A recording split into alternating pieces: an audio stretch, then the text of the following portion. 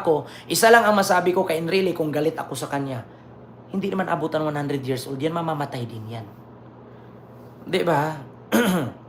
Oo, Nurse Dimple Smith, Pennsylvania, USA. Kaya nga sabi ko sa inyo eh, huwag kayo magalit sa akin. Ang sa akin lang, hindi naman ako naniwala ang INC gagawa ng kabulastugan, gagawa ng kabarubalan. Walang ganong INC. Ang totoong INC, marunong magpakumbaba. Diyos na lang ang bahala. Ganon, ang Muslim nga, inshallah. O, ibig sabihin, si Allah na ang bahala. Di ba? O, inshallah. Pag inaway ka, siniraan ka, isa lang sabihin mo, inshallah. Di ba? In God's grace. Ganun lang. Ma'am Sherry Amadio, Miguel shout out po. Kaya yun ang reaksyon. Actually, ang sabi dito ng INC kasi, sagot ng INC sa pahayag ni Enrile, hindi ito katulad ng ginawa ninyong rally noong 1986 na tinanggal ninyo ang konstitusyon. Ang rally ng INC, pagkakaisa, for kapayapaan. Yun nga lang, merong konting mali. Actually, hindi naman sinabi ng INC na perpekto sila, may pagkakamali din. Sa program nila, nahaluan ng mga basurang politiko. Hindi ko na pangalanan kung sino yun. Ngunit, ang kaibahan, ang sagot ng INC kay Enrile, hindi ito katulad ng ginawa ninyong rally noong 1986 kay Marcos Sr. na pinapalayas ninyo sa Pilipinas at nag-exile sa Hawaii. Di ba? Yun ang tamang sagot. Hindi yung kapag minura ka ni Enrile, sagot mo mura, masama yun. Sagutin mo rin siya sa tamang sagot. Huwag kang magalit, huwag mo siyang murahin, huwag kang mag-post ng kung ano-ano. Ikaw nga, matanda ka na sa politiko, wala kang ang nagawa. Traidor ka naman noon kay Marcos Sr. na which is totoo naman. Pero, ang inisip ng INC, pag ganun ang sagot natin, pabara, wala tayong ginawa, kundi mas masama pa ang ginawa natin kaysa ginawa ni Enrile. Sagutin mo na lang siya sa tama. Ang sabi ni Enrile, kaya ba ninyong tiisin? Alam nyo ba ang consequences sa ginawa ng INC sa pag-save at ayaw nila na ma-impeach si Sara? Ganon-ganon. Alam nyo ba na pag si Sara maging presidente, malaking problema ang sasaluin ng Pilipino kapag hayaan natin ang Bratanilya? Ang sagot ng INC, hindi ito katulad yung rally namin sa ginawa ninyong rally noong 1986 na tinanggal ninyo ang konstitusyon ni Marcos. Diba?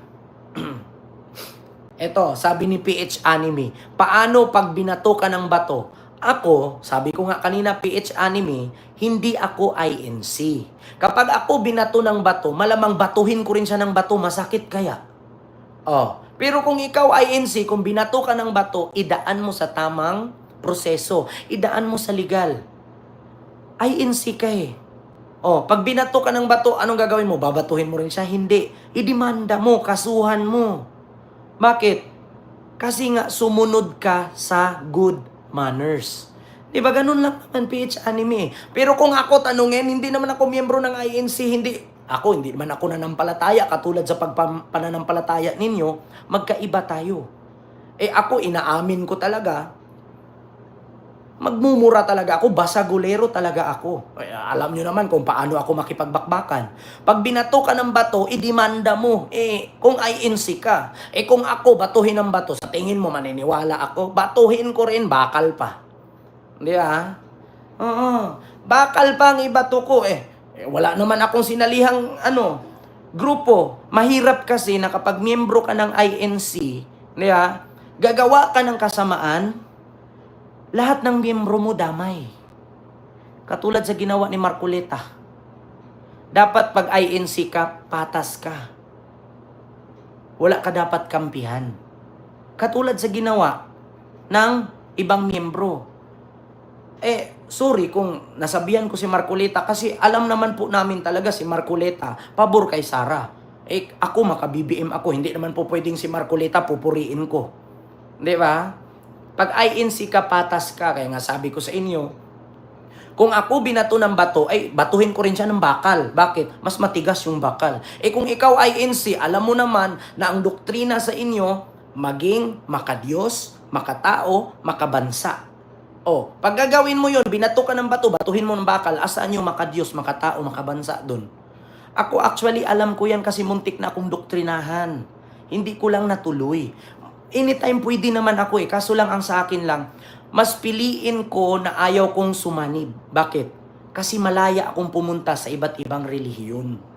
Ang kaibahan lang kasi doon, tayo mga Kristiyano. Mga Kristiyano tayong lahat. Ang kaibahan lang natin, yung aral. Actually, yung Bible natin, iisa lang. Maliban sa Old Tipan and New Tipan. Sa madaling salita,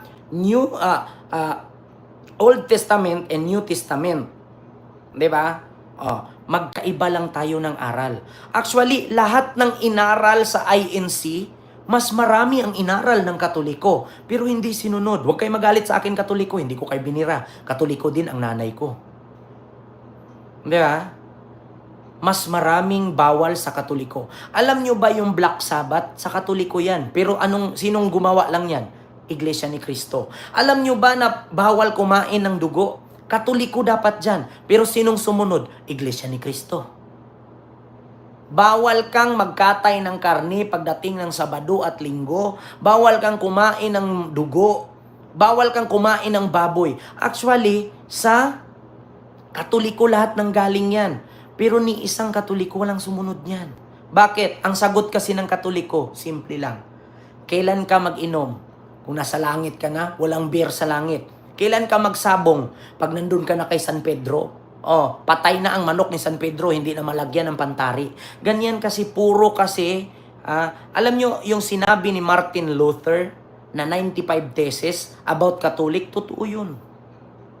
Bigyan ko kayo ng isa. Catholic, huwag kayo magalit sa akin. Para hindi tayo bias. Ang sabi ni Martin Luther sa 95 theses, ano yung sabi niya? Sa Katoliko daw, nagdadala ng pamaypay. Huwag kayo magalit sa akin, Katoliko, totoo yan. Nagdadala ng pamaypay. Ang pamaypay para wala kang pawis. Pero anong ginawa ng ibang Katoliko? Yung iba, hindi ko nila lahat Anong ginawa ng ibang Katoliko? Ang pamaypay ginamit pang takip para pang chismis. No, which is totoo naman. Pupunta ka ng simbahan sa Katoliko habang nagmisa ang pare, todo paypay ka. Pag may dumaan, malaki ang tiyan. Ay, kumare. Uy, mare, tignan mo yung kapitbahay natin, kabata-bata pa, buntis na. Nasa loob ka ng simbahan, nagchichismisan kayo. Sa sa Iglesia ni Cristo, hindi pwede yan. Ang hawak mo, Biblia lang, himnaryo. Totoo ba ako?